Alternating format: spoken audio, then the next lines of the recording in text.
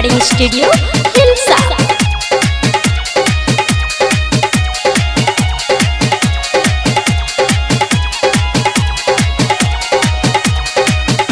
भोले तेरी महिमा हो नारी, पूजे तुझे दुनिया हो सारी।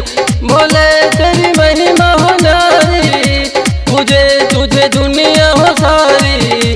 महिमा हो तो हर छाव पार हो, जब भी बोलते बोले बोलते बाबा सभी भक्तों तेरी धाम चलते। जब भी भजते भोले नाम भजते, जब भी भजते भोले नाम भजते बाबा सभी भक्तों तेरी धाम चलते। बोले तेरी महिमा हो नारी, तुझे तुझे दुनिया हो सारी। महिमा हो तो हर छाव पार हो,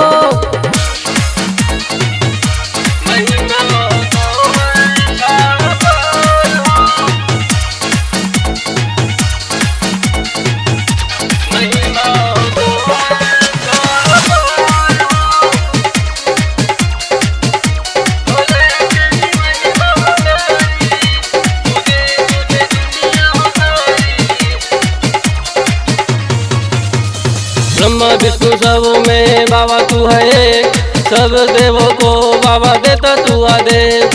दुखियों के तू दुख हरते कोढ़ी के काया, दुखियों के तू दुख हरते कोढ़ी के काया। निर्धन को तू धन देते जलते को छाया। बोले तेरी महिमा हो नारी, पूजे तुझे दुनिया हो सारी। महिमा हो तो हर छाव पार हो। डीजे गोविंद बिहार, डीजे गोविंद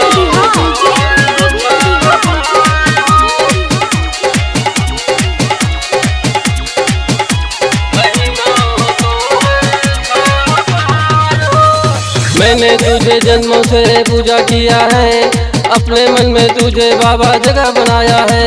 शाम सवेरे निस दिन मैं मंदिर जाता हूँ, शाम सवेरे निस दिन मैं मंदिर जाता हूँ। गायक महेंद्र तेरी बाबा भजन गाता हूँ।